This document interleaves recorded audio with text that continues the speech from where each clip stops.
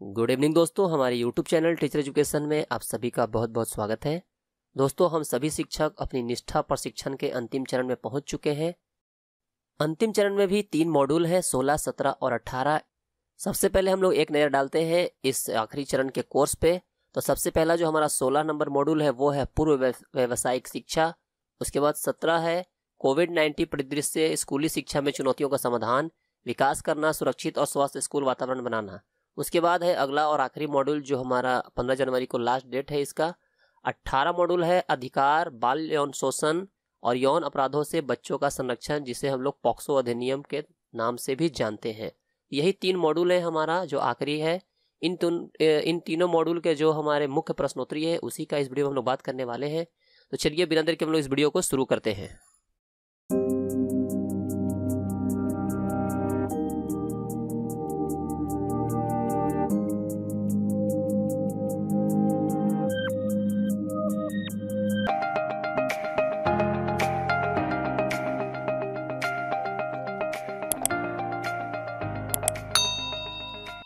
दोस्तों, मॉड्यूल 16 का जो प्रश्नोत्तरी है वो लोड हो रहा है और हमारे स्क्रीन पे मॉड्यूल 16 का सबसे पहला प्रश्न आ चुका है। प्रश्न पढ़ लेते हैं। प्रश्न है, अब पूर्व व्यावसायिक शिक्षा को समग्र शिक्षा के तहत कक्षा 6 से उसके बाद रिक्त स्थान है तक स्कूली शिक्षा के व्यावसायीकरण के रूप में परिकल्पित किया जा रहा है। यहाँ पे इसका सही जवाब है। दोस्तों, मैं सही जवाब बताने से पहले आप लोगों से रिक्वेस्ट करता हूं कि आप लोग इन चारों ऑप्शन में से जो आप लोगों को लगता है कि सही होगा वो नीचे कमेंट में टाइप करके सेंड करें। इससे आप लोगों को आपका खुद का आकलन का पता चल सकेगा और आप लोग अभी तक कितना सीखे और कितना जाने हैं ये पता चल जाएगा। वीडियो को पॉज कर दें और कॉमेंट कर दें, फिर वीडियो में प्ले करके देखें कि मैंने जो आंसर बताया वो आपके आंसर से मैच कर रहा है कि नहीं। तो इसका जो सही जवाब है वो है ऑप्शन डी, यानी कि 8वीं। अब आते हैं अगले प्रश्न पे। शिक्षा का व्यावसायिक विकास, उसके बाद फिर से है खाली जगह और बुनियादी तकनीक कौशल के साथ साथ उच्च माध्यमिक स्तर पर स्कूली शिक्षा के वर्षों के दौरान सामान्य शिक्षा के विकास का प्रावधान है और इसके लिए तैयार करना है। क्या तैयार करना है दोस्तों, आपको यहाँ पर आंसर बताना है। इसका जो सबसे सही और सटीक आंसर है वो है जेनेटिक। दोस्तों, मैं आंसर जल्दी बता दे रहा हूं, आप लोग वीडियो को पॉज करके नीचे अपना कमेंट में आंसर बताएं। यहाँ पे जेनेटिक इसका सही जवाब है। बढ़ते हैं अगले प्रश्न की तरफ।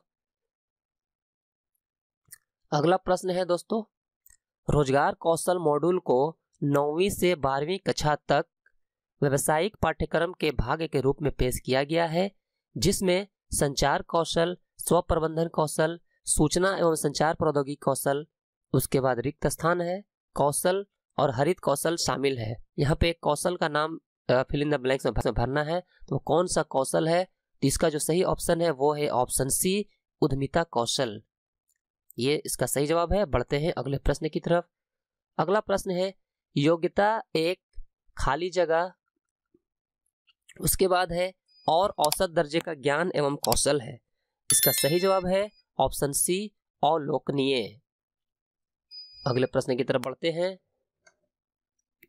भारतीय शिक्षा आयोग को हंटर कमीशन 1882 के नाम से भी जाना जाता है, जिसमें कहा गया है कि विश्वविद्यालय के पाठ्यक्रमों में प्रवेश की परीक्षा के लिए छात्रों को तैयार करने के पहले 2 विशिष्ट धाराएं होनी चाहिए और इसकी खाली जगह व्यवसाय के लिए। कौन सी व्यवसाय के लिए?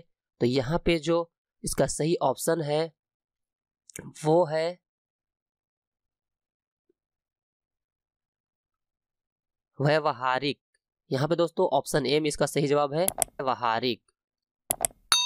उसके बाद बढ़ते हैं अगले प्रश्न की तरफ। पूर्व व्यावसायिक शिक्षा न केवल किताबी ज्ञान के अनुप्रयोग के बीच की सीमाओं को कम करती है, बल्कि यह बच्चों के कार्य क्षेत्रों में कौशल की आवश्यकताओं को भी उजागर करती है। इस प्रकार से उसकी मदद करती है।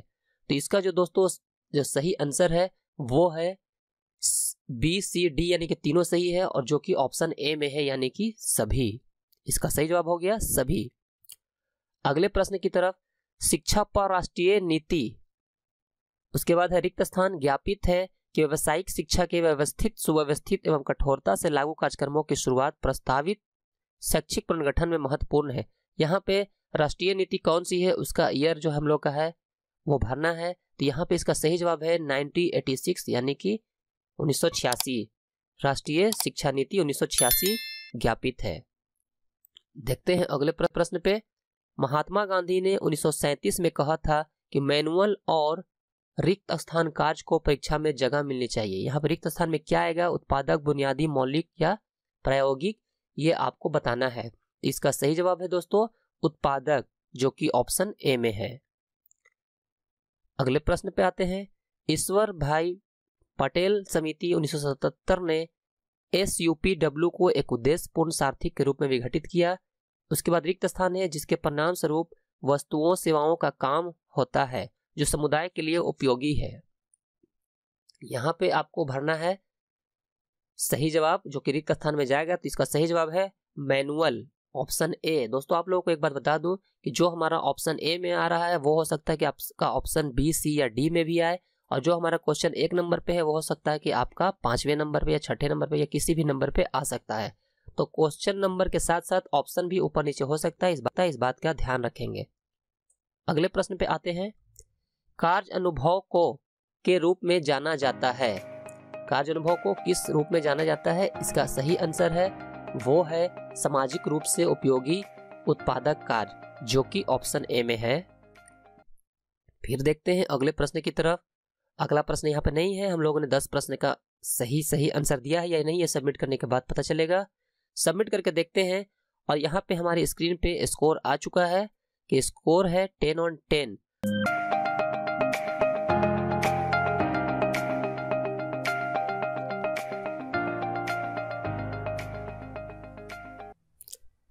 तो दोस्तों मॉड्यूल 17 का प्रश्नोत्तरी यहाँ पे लोड हो रहा है, और मॉड्यूल 17 का जो पहला प्रश्न है हमारे स्क्रीन पे वो आ चुका है। यहाँ पे प्रश्न पढ़ लेते हैं। महामारी की अवधि के दौरान छात्रों के मानसिक कल्याण के मुद्दों को संभालने के लिए सबसे प्रभावी उपाय कौन सा है? दोस्तों मैं आप लोगों को एक बात बता दूं कि मेरा जो क्वेश्चन पहले नंबर पे आया है वो क्वेश्चन हो सकता है कि आपके दूसरे या तीसरे नंबर पे भी आ सकता है, तो इस बात का ध्यान रखेंगे। और ऑप्शन भी जो है वो ऊपर नीचे हो सकता है। इस प्रश्न का सही उत्तर है, सही उत्तर बताने से पहले मैं आप लोगों को बता दूं कि आप नीचे कमेंट बॉक्स में सही उत्तर लिख करके कमेंट भी कर सकते हैं, ताकि आपको खुद से पता चल सके कि आप अपने से कितना सही आंसर दे सकते हैं। अगर मैं वीडियो का क्वेश्चन का आंसर पहले बता दूं, आप वीडियो को थोड़ी देर के लिए पॉज कर दें, फिर कमेंट करें, फिर वीडियो को प्ले करके देखें कि आपने जो आंसर दिया वो सही है या गलत। तो इसका जो सही आंसर है वो है शिक्षक परामर्शदाता। इसमें टच कर लेंगे, ये हमारा सही आंसर है। बढ़ते हैं अगले प्रश्न की तरफ। दूसरा प्रश्न हमारे स्क्रीन पे है। कोरोना वायरस के कारण होने वाला कोविड-19 रोग किस प्रकार का है? ये लगभग हम लोग सभी जानते हैं कि ये एक संक्रामक बीमारी है। ये ज़्यादा मुश्किल क्वेश्चन नहीं है, इसका सही आंसर है संक्रामक। तीसरे प्रश्न की तरफ आते हैं। विद्यालय में सामाजिक दूरी को बनाए रखने का प्रभावी तरीका क्या है? सही आंसर आप नीचे कमेंट में बताएं। मैं आप लोगों के आंसर को देखूंगा कि आपने कितना सही और कितना गलत बताया है। वीडियो को पॉज कर दे अगर जल्दी में आंसर बता दे रहा हूं तो दोस्तों इस क्वेश्चन का जो सही आंसर है वो है छात्रों के क्रमांक के अनुसार वैकल्पिक दिवसीय विद्यालयी शिक्षा। यहाँ ऑप्शन डी इसका सबसे सही जवाब है। अगले प्रश्न की तरफ आते हैं। किसी व्यक्ति को कोविड-19 महामारी से संक्रमित होने से बचाने की सबसे उपयुक्त विधि कौन सी है? दोस्तों यहाँ पे जो सबसे उपयुक्त विधि और हम लोग अभी आजमा भी रहे हैं वो है सामाजिक दूरी। यहाँ पे सामाजिक दूरी इसका सही जवाब है। आते हैं अगले प्रश्न की तरफ। छात्रों को कोरोना वायरस के प्रसार से बचाने के संबंध में विद्यालय में सुरक्षा सुनिश्चित करने के लिए कौन जिम्मेदार है? दोस्तों आप शिक्षक होने के नाते आप इस क्वेश्चन का आंसर अपने से बता सकते हैं। इसके लिए जो जिम्मेदार हैं वो है सभी हितधारक, सिर्फ प्रधानाचार्य, शिक्षक या माता पिता नहीं बल्कि सभी हितधारक इसके सुरक्षा के जो सुनिश्चित करने के लिए जिम्मेदार है वो सभी हितधारक हैं, यानी कि ऑप्शन डी इसका सही जवाब होगा। अगले प्रश्न की तरफ आते हैं। कोविड-19 एक व्यक्ति से दूसरे व्यक्ति में कैसे संचारित होता है? ये हम सभी को पता है कि कोविड-19 का संचारण खांसने और छींकने से ही होता है। इसका सही ऑप्शन है बी, यानी खांसने और छींकने से। छात्रावासियों यानी हॉस्टलर्स के लिए सुरक्षित संगरोध यानी क्वारंटाइन सुविधा की व्यवस्था शुरू करने का सही समय क्या है? यहाँ पे जो इसका सही ऑप्शन है वो है विद्यालय को पुनः खोलने से पहले। जो छात्रावासीय हैं, हॉस्टलर्स, उनको क्वारंटाइन करने की सुविधा की व्यवस्था करने के लिए जो सबसे सही समय है वो है विद्यालय को पुनः खोलने से पहले। ऑप्शन बी इसका सही जवाब है। आते हैं अगले प्रश्न की तरफ। दुनिया भर में हाल ही में खोजी गई संक्रामक बीमारी कौन सी महामारी बन गई है?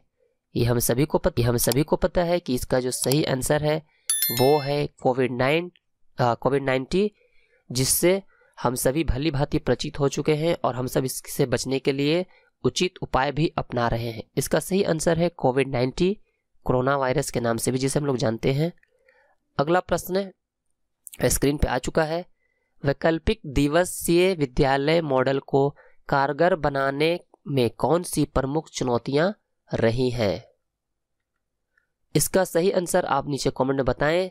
जागरूकता पैदा करना, स्वाध्याय, लचीलापन या अध्ययन सामग्री? इसका आंसर है दोस्तों वो है अध्ययन सामग्री, ऑप्शन डी। अगले प्रश्न की तरफ आते हैं। छात्रों के अधिगम के परिणाम का समय समय पर मूल्यांकन, उसके बाद रिक्त स्थान है और शिक्षण विधियों में मदद करता है। इसका सही ऑप्शन है शिक्षण अधिगम प्रक्रिया में सुधार करने, जो कि ऑप्शन डी में है। सही आंसर हम लोगों ने दे दिया है। आते हैं अगले प्रश्न की तरफ। यहाँ पे 10 प्रश्न हम लोगों ने टच किया है, कोई भी क्वेश्चन को स्किप नहीं किया है। और अब सबमिट करके देखते हैं कि हमारा स्कोर क्या हुआ। तो मैं यहाँ पे सबमिट पे टच कर रहा हूँ और सबमिट करने के बाद स्क्रीन पे स्कोर देख सकते हैं कि 10 on 10 इस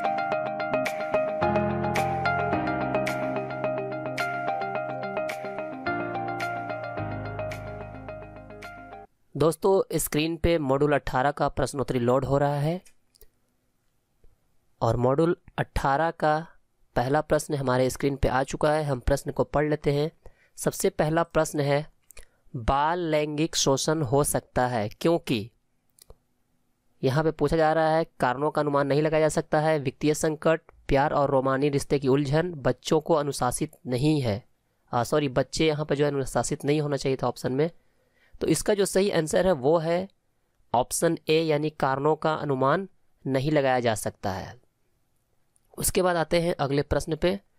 दूसरा प्रश्न है, अगर आपको बच्चे के साथ हुए किसी भी लैंगिक अपराध के बारे में पता चलता है तो आप किसे रिपोर्ट करेंगे? दोस्तों आप नीचे कमेंट में अपना ऑप्शन बता सकते हैं ताकि आपको खुद से पता चल सके कि आप कितना सही आंसर खुद से बता सकते हैं। तो आपको बताना है। इसका जो सही आंसर है वो है पुलिस SJPU, जो कि ऑप्शन डी में है मेरा। आप गेस करते चले, हर क्वेश्चन का जवाब कमेंट में बताते चले। अगले सवाल की ओर चलते हैं। नेक्स्ट क्वेश्चन देखते हैं। कृत्य कब एक गुरुतर अपराध बन जाता है? कृत्य कब एक गुरुतर अपराध बन जाता है? इसका सही ऑप्शन है ऑप्शन ए, यानी कि जो व्यक्ति विश्वास या अधिकार की स्थिति में हो, कृत्य उसके द्वारा किया गया हो। ये इसका सही ऑप्शन है। अगले प्रश्न पे आते हैं। एक शिक्षक उस बच्चे का समर्थन कैसे कर सकता है जो अपने लैंगिक शोषण के बारे में बात साझा कर रहा है? हमें इसका जवाब बताना है। आप भी नीचे कमेंट में बताएं। मैं इसका जवाब बता दे रहा हूं, चूंकि आपके कमेंट करने से पहले ही मैं जवाब बता रहा हूं, इसलिए आप वीडियो को थोड़ा पॉज कर दें, फिर अपना जवाब कमेंट में दें और फिर वीडियो को प्ले करके देखें कि आपने जो कमेंट में आंसर दिया वो सही है या नहीं। तो इसका जो सही आंसर है वो है सहानुभूति के साथ बच्चे की बात सुने और बात करें। ऑप्शन ए यहाँ पे टच कर लेंगे। आप मिलान करते चले कि आपका जो क्वेश्चन का आंसर आपने दिया है वो सही है या गलत। चलिए अगले प्रश्न की तरफ बढ़ते हैं। किसी बच्चे को नग्न चित्र दिखाना, उपेक्षा, किसी बच्चे को नग्न चित्र दिखाना, भावनात्मक दुरुपयोग या लैंगिक शोषण, ये क्या है? किसी बच्चे को नग्न चित्र दिखाना ये क्या है? तो इसका सही आंसर है ऑप्शन डी, यानी कि लैंगिक शोषण। यहाँ पे सही जवाब है लैंगिक शोषण। अगले सवाल की तरफ आते हैं। उत्तरजीविता अधिकार में शामिल है? उत्तरजीविता अधिकार में शामिल है, क्या शामिल है आप बताएं? भोजन, कपड़ा, आश्रय, खिलौने, माता पिता के साथ पिकनिक या मनोरंजक गतिविधियां। तो इसका सही आंसर है भोजन, कपड़ा, आश्रय, ऑप्शन ए। अगले प्रश्न की तरफ आते हैं। बाल लैंगिक शोषण की रिपोर्ट की जानी चाहिए, कब की जानी चाहिए आपको बताना है? जब सभी परिस्थितियों में जैसे ही इसके बारे में पता चले, ऑप्शन डी इसका सही जवाब है। अगले प्रश्न की तरफ आते हैं, एरो के निशान पर टच करेंगे, अगले प्रश्न पे आ जाएंगे। प्रश्न पढ़ते हैं, अधिनियम कौन सा बाल शोषण अपराधी को दंडित करने के लिए विशेष कानून है? यहाँ पे बताया, पूछा जा रहा है कि कौन सा कानून है जो बाल शोषण अपराधी को दंडित करने के लिए है। तो इसका जो सही जवाब है वो है पॉक्सो अधिनियम 2012। पॉक्सो अधिनियम 2012 हम लोग जब चैप्टर का इसका हेडिंग देखेंगे तो उसमें भी पॉक्सो अधिनियम के बारे में पढ़ना है। इसका सही जवाब है पॉक्सो अधिनियम 2012। अगले प्रश्न की तरफ आते हैं। बाल लैंगिक शोषण उसके बाद खाली जगह से होता है, आप बताएं कमेंट में किसके द्वारा होता है? केवल लड़कों से, लड़कियों से ही, लड़के और लड़कियां दोनों, या फिर लड़कियों के साथ ज़्यादा और लड़कों के साथ कम? तो दोस्तों इसका जो सही जवाब है वो है लड़के और लड़कियां दोनों, यानी कि जो लैंगिक शोषण है, बाल लैंगिक शोषण, वो दोनों से होता है। अगले प्रश्न की तरफ आते हैं। बच्चा कौन है? कोई भी व्यक्ति। ये हमको लगता है इसका जवाब सभी को पता होना चाहिए कि कोई भी व्यक्ति जो 18 वर्ष से कम आयु का होता है उसे हम लोग बच्चा कहते हैं, यानी कि सही जवाब है ऑप्शन सी। अगले सवाल, यहाँ पे 10 क्वेश्चन हो चुका है। अब सबमिट करके हम लोग देखते हैं कि आखिर हमने कितने प्रश्न का सही उत्तर दिया है। तो चलिए सबमिट पे हम यहाँ पे क्लिक कर लेते हैं और देखते हैं स्कोर आप देख सकते हैं स्क्रीन पे 10 में 10 आपका सही जवाब हुआ है। इस तरीके से दोस्तों हमने मॉड्यूल 18 के 10 मुख्य प्रश्नोत्तरी का हल कर लिया है। वीडियो अच्छी लगी हो तो इसे लाइक करें, शेयर करें, और जो लोग हमारे चैनल को अभी तक सब्सक्राइब नहीं किए हैं वो चैनल को सब्सक्राइब करके बेल आइकन को जरूर दबाएं। फिर मिलेंगे नेक्स्ट वीडियो में। धन्यवाद।